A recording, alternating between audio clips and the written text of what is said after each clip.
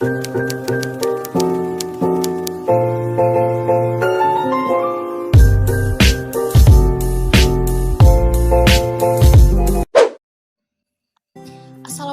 warahmatullahi wabarakatuh. Yang saya hormati dosen pembimbing mata kuliah Ulumul Hadis, Bapak Dr. Anda Muhammad Saran MAG. Yang saya banggakan kepada teman-teman sekalian. Puji syukur marilah kita panjatkan kepada Allah Subhanahu wa Ta'ala atas rahmat berupa kesehatan. Tak lupa juga sholawat serta salam semoga tetap tercurahkan kepada junjungan Nabi kita Rasulullah Shallallahu Alaihi Wasallam. Pada hari ini, perkenalkan nama saya Sinta Nurlaila sebagai moderator yang akan memandu kegiatan diskusi pada hari ini. Topik yang akan kita bicarakan mengenai hadis pada masa kodifikasi. Sebelum diskusi dimulai, saya akan memperkenalkan anggota kelompok 5 yang akan menyampaikan materi, yaitu yang pertama Riffa Nurianti, yang kedua Risma Aprilia, yang ketiga Yuni Afriliani, yang keempat Salwa Nur Sifa Najla, yang kelima Salsadila Juwita, yang keenam Rifki Muhammad Fauzan, yang ketujuh Sherly Esa Oktaviani, dan yang kedelapan Sheni Adinda Brand. Selanjutnya, susunan kegiatan diskusi yang akan kita lakukan diantaranya yang pertama pembukaan, yang kedua penyampaian materi, yang ketiga kesimpulan, dan yang keempat penutup. Baik, acara yang pertama adalah pembukaan. Marilah kita mengucapkan basmalah bersama-sama. Bismillahirrahmanirrahim. Acara yang kedua, sesi penyampaian materi. Berikut penyampaian materi, saya persilahkan. Perkenalkan, nama saya Riffa Nurianti. Di sini saya akan membahas tentang pengertian kodifikasi hadis. Baik, sebelumnya saya akan membahas terlebih dahulu tentang kodifikasi.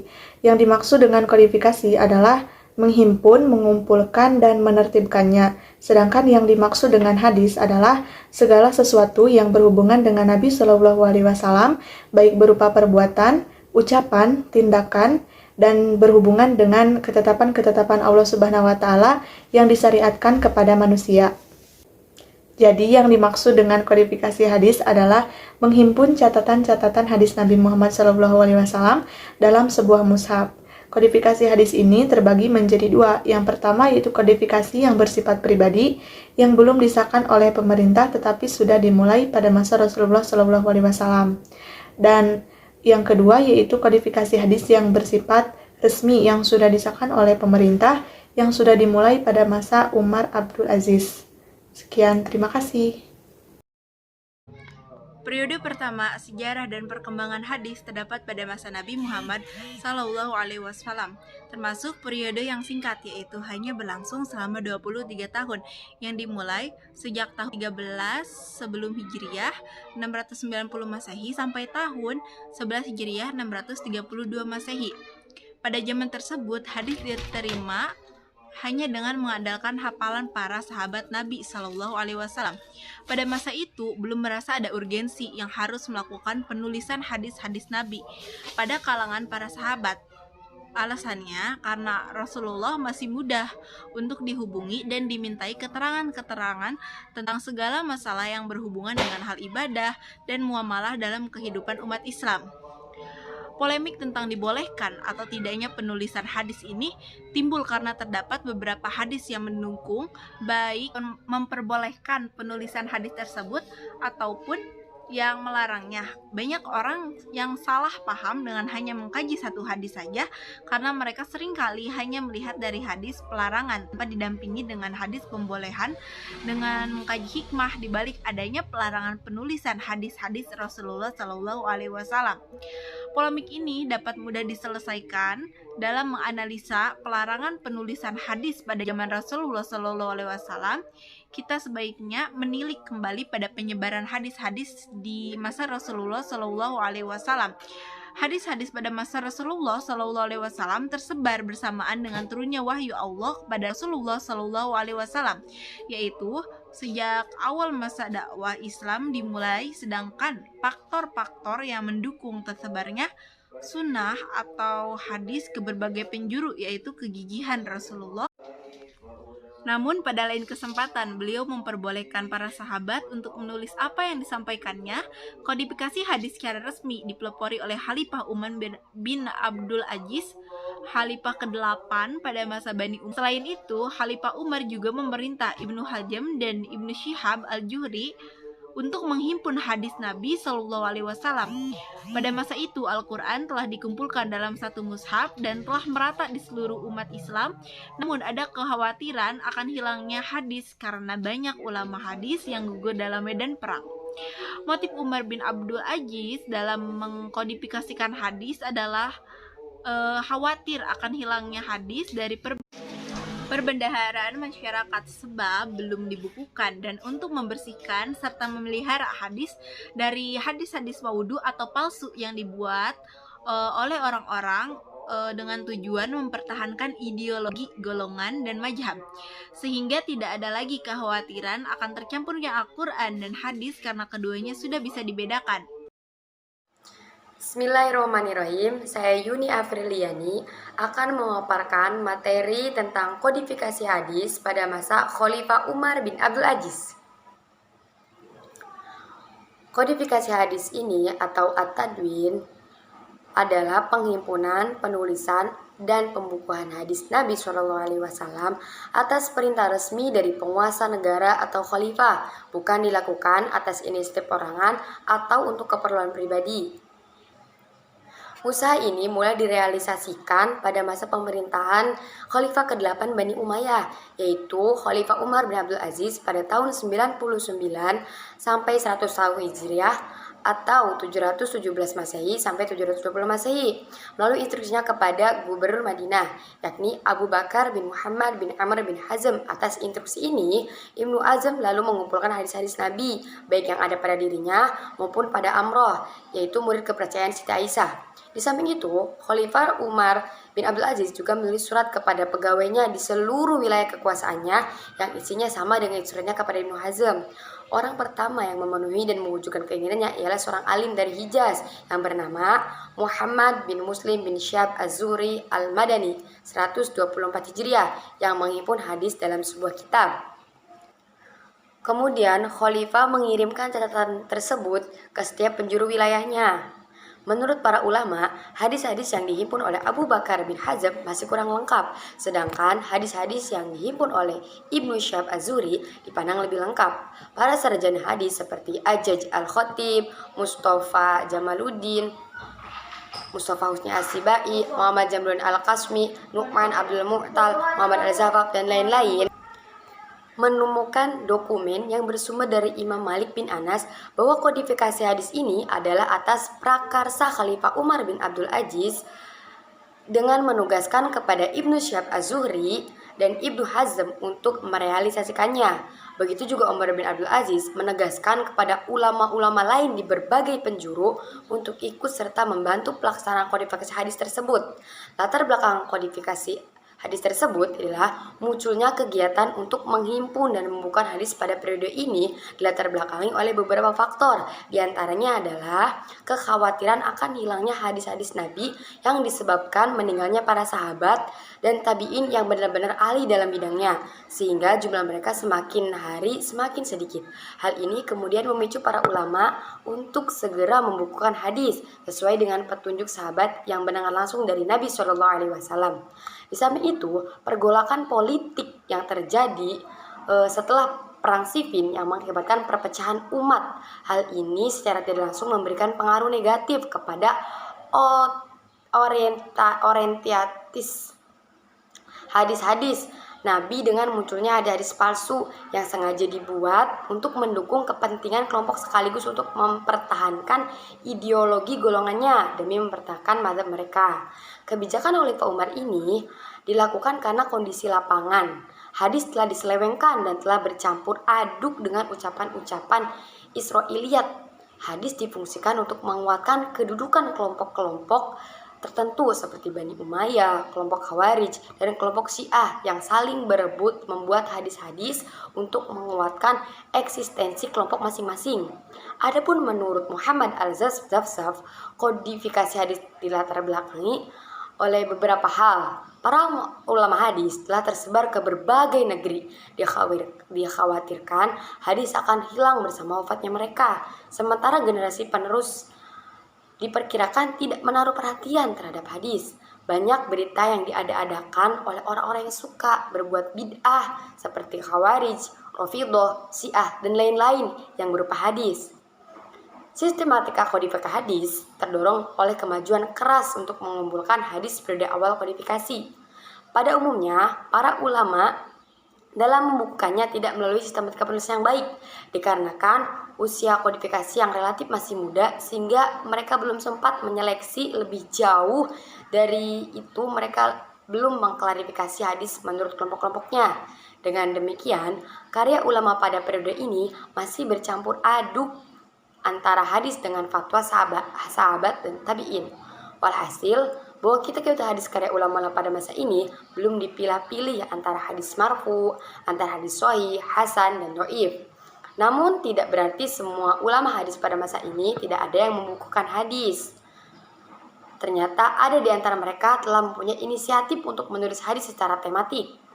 Seperti Imam Syafi'i yang mempunyai ide cemerlang mengumpulkan hadis-hadis berhubungan dengan masalah talak ke dalam sebuah kitab. Begitu juga karya Ibnu Hazm yang hanya menghimpun hadis-hadis dari Nabi ke dalam sebuah kitab, dan instruksi dari Umar bin Abdul Aziz, jangan kau terima selain hadis dari Nabi SAW saja. Kemudian pembukuan hadis berkembang pesat di mana-mana. Seperti di kota Mekah, hadis telah dibukukan oleh Ibnu Juraij dan Ibnu Ishaq, di Madinah oleh Sa'id bin Abi Ru'abah, Rabi bin Sobih, dan Imam Malik. Di Basrah oleh Hamad bin Salamah, di Kufah oleh Su'ah Asari, di Syam oleh Abu Amr al-Azauzi, dan begitu seterusnya. Sekian yang dapat saya sampaikan, kurang lebihnya mohon maaf. Terima kasih. Bismillahirrahmanirrahim. Saya Salwa Nursipanaja. Di sini saya akan memaparkan materi tentang khalifah menginstruksikan kepada Abu Bakar bin Muhammad bin Hazm. Abu Bakar bin Muhammad bin Amr bin Hazm adalah ulama perawi hadis dari generasi tabi'in. Nama lengkapnya adalah Abu Bakar ibnu Muhammad ibnu Amr ibnu Hazm al-Ansari al-Khajraji an-Najari al-Madani al-Qadi. Tahun lahir dan tahun meninggalnya tidak diketahui, tetapi menurut Al-Haytham Ibnu Adi Abu Musa dan Ibnu Bakir, beliau wafat pada tahun 117 Hijriah. Dan pendapat ini dipegang oleh Al-Ajaj Al-Khuttib. Sementara itu, Al-Waqidi dan Ibnu Al-Madini berpendapat bahwa Ibnu Hazm meninggal pada tahun 120 Hijriah. Dan pendapat ini diikuti oleh Hasbi As-Siddiqi. Saat memasuki abad ke-8 Masehi, satu persatu penghafal hadis meninggal dunia, dan meluasnya daerah kekuasaan Islam juga membuat para penghafal hadis terpencar-pencar ke berbagai wilayah. Di tengah kondisi itu, upaya pemalsuan hadis demi memuluskan berbagai kepentingan merajalela, dan kondisi itu mengundang keprihatinan Khalifah dinasti Umayyah ke-8 yang berkuasa pada tahun 717 sampai 720 Masehi, yaitu Umar bin Abdul Aziz.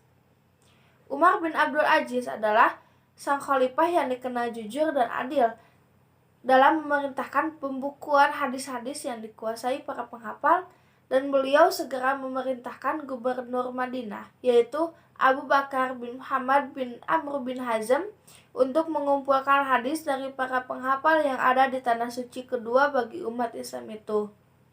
Saat itu, di Madinah terdapat dua ulama besar penghafal hadis, yakni Amroh binti Abdurrahman dan Qasim bin Muhammad bin Abu Bakar As-Siddiq. Kedua ulama besar itu paling banyak menerima hadis dan paling dipercaya dalam meriwayatkan hadis dari Aisyah binti Abu Bakar.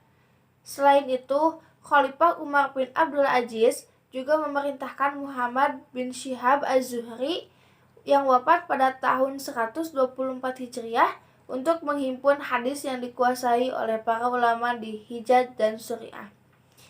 Sekian pemaparan materi dari saya. Baik, sebelumnya saya ucapkan terima kasih kepada moderator atas waktu dan tempatnya. Saya Salsabila Juwita, saya di sini akan memaparkan materi tentang masuk kodifikasi hadis Ashar al-Tadwin. Masuk kodifikasi hadis terbagi menjadi dua, yakni kodifikasi secara pribadi, Tadwin al-Syasi, dan secara resmi, Tadwin al-Rasmi. Kodifikasi yang bersifat pribadi belum menjadi kebiasaan pemerintah secara resmi sejak dimulai zaman Rasul. Sementara kodifikasi hadis yang sudah resmi menjadi kebijaksanaan pemerintah secara resmi baru dimulai pada masa Umar bin Abdul Aziz, ketika para sahabat Nabi sudah tidak menetap di suatu tempat. Mereka mulai terpencar di beberapa daerah, bahkan tidak sedikit jumlah para sahabat, para penghafal hadis yang meninggal dunia. Dari situ maka terasa perlunya hadis diabadikan dalam bentuk tulisan dan kemudian dibukukan dalam Dewan Hadis. Urgensi ini menggerakkan hati Khalifah Umar bin Abdul Aziz, seorang Khalifah Umayyah ke-8 yang menjabat antara tahun 99 sampai 101 Hijriah, untuk menulis dan mengkodifikasikan hadis untuk menghilangkan kekhawatiran hadis-hadis palsu. Pada penghujung tahun 100 Hijriah, Khalifah Umar bin Abdul Aziz ini menginstruksikan kepada gubernurnya dan para ulama memegang kuasaan wilayah kekuasaannya untuk mengumpulkan dan membukukan hadis. Umar pun menginstruksikan kepada gubernur Madinah, yakni Abu Bakar ibnu Umar bin Hazam, untuk mengumpulkan hadis yang ada padanya dan pada tabi'i wanita. Pada masa periode Abu Bakar ini, muncullah periode pengkodifikasian hadis yang kedua yang disponsori oleh Khalifah Bani Umayyah. Bangunlah ulama-ulama hadis dalam periode ini seperti Ibnu Hujaiz sebagai pendewan hadis di Mekah, Ibnu Ishaq dan Ibnu Malik sebagai pendewan hadis di Madinah, Ar-Rabi bin Sabih dan Muhammad bin Salamah sebagai pendewan hadis di Basrah, Sufyan as-Suyuri sebagai pendewan hadis di Kufah, Al-Auza'i di Yaman, dan lainnya. Oleh karena itu mereka hidup dalam generasi yang sama, yaitu pada abad ke-2 Hijriah, maka sulit untuk ditetapkan siapa di antara mereka yang lebih dahulu. Akan tetapi jelas bahwa mereka itu sama-sama berguru kepada Ibnu Hazm dan Az-Zuhri. Sekian pemaparan materi dari saya. Baik, saya Rifki Muhammad Fauzan. Di sini saya akan menjelaskan tentang latar belakang kodifikasi hadis. Munculnya kegiatan untuk menghimpun dan membukukan hadis ini dilatar belakangi oleh beberapa faktor, di antaranya yang pertama, kekhawatiran akan hilangnya hadis-hadis Nabi disebabkan meninggalnya para sahabat dan tabi'in yang benar-benar ahli di bidangnya, sehingga jumlah mereka semakin hari semakin sedikit. Hal ini kemudian memicu para ulama untuk segera membukukan hadis sesuai dengan petunjuk sahabat yang mendengar langsung dari Nabi. Yang kedua, khawatir tercampurnya hadis yang sahih dan yang palsu. Semakin maraknya kegiatan pemalsuan hadis yang dilatar belakangi oleh perpecahan politik dan perbedaan mazhab di kalangan umat Islam, sehingga upaya untuk menyelamatkan hadis dengan cara pembukuannya setelah melalui seleksi yang ketat harus segera dilakukan. Yang ketiga, wilayah kekuasaan yang semakin luas, sementara kemampuan para tabi'in tidak sama antara satu dengan yang lainnya. Karena semakin luasnya daerah kekuasaan Islam, disertai dengan semakin banyak dan kompleksnya permasalahan yang dihadapi oleh umat Islam, maka hal tersebut menuntut mereka untuk mendapatkan petunjuk dari hadis Rasulullah SAW selain dari petunjuk Al-Quran itu sendiri. Yang keempat, di samping itu, pergolakan politik pada masa sahabat setelah terjadinya perang Siffin yang mengakibatkan perpecahan umat Islam kepada beberapa kelompok.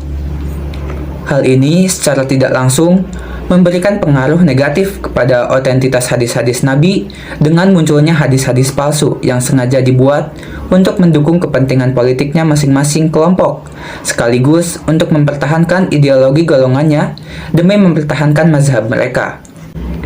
Yang kelima, larangan pada waktu Nabi sudah tidak ada, karena Al-Quran sudah dibukukan. Tidak adanya lagi penghalang untuk menuliskan dan membukukan hadis, yaitu kekhawatiran bercampurnya hadis dengan Al-Quran, karena Al-Quran ketika itu telah dibukukan dan disebarluaskan. Sekian, terima kasih. Di sini saya akan menjelaskan sedikit perbedaan dari masa prakodifikasi hadis dan juga pada masa kodifikasi hadis. Pertama yaitu pada masa prakodifikasi. Pada masa ini sebelum hadis dibukukan, dan juga pada masa ini dibagi menjadi dua periode, yaitu periode pada Rasulullah Shallallahu Alaihi Wasallam dan juga periode para sahabat. Pada periode ini dilakukannya metode penghafalan dan juga secara lisan. Dapat dikatakan pada masa ini para sahabat melakukan hafalan terhadap hadis-hadis, yang dimana hafalannya sangat kuat karena mereka sangat loyal terhadap Rasulullah Shallallahu Alaihi Wasallam. Kedua yaitu masa kodifikasi. Di sini hadis sudah mulai pencatatan, penulisan dan juga pembukuan. Kodifikasi ini dilakukan secara resmi karena perintah kekhalifahan dan juga para personil. Kegiatan ini dimulai pada kekhalifahan Umar bin Abdul Aziz, yaitu khalifah ke-8 dari dinasti Umayyah, melalui instruksi Abu Bakar bin Muhammad bin Hazm dan juga para ulama-ulama Madinah. Katakan perbedaan dari masa prakodifikasi dan juga pada masa kodifikasi, yaitu pada masa prakodifikasi hadis-hadis tersebut belum dibukukan, tetapi pada masa kodifikasi hadis-hadis tersebut sudah dibukukan. Sekian pemaparan materi yang dapat saya sampaikan, mohon maaf atas segala kekurangannya. Baiklah teman-teman, kita telah mendengarkan pemaparan materi dari kelompok 5 yang sangat luar biasa. Berlanjut ke acara selanjutnya, yaitu simpulan dari diskusi kita pada hari ini, yang akan dibacakan oleh Seni Adinda Brand. Dipersilahkan. Hingga hadis telah melewati perjalanan yang panjang, di mana dalam setiap periodenya memiliki pengaruh yang begitu besar terhadap penyebaran dan perkembangan hadis. Modernisasi juga menciptakan percetakan modern yang ikut berjasa dalam membantu penyebaran hadis. Oleh karena itu, kesimpulan yang dapat kita ambil adalah sebagai berikut.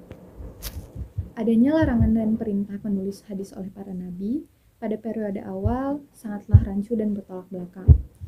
Bukanlah merupakan nas-nas yang saling bertentangan, sebenarnya larangan menulis hadis pada periode nabi bersifat umum, karena sabdanya memang ditunjukkan kepada sahabat pada umumnya.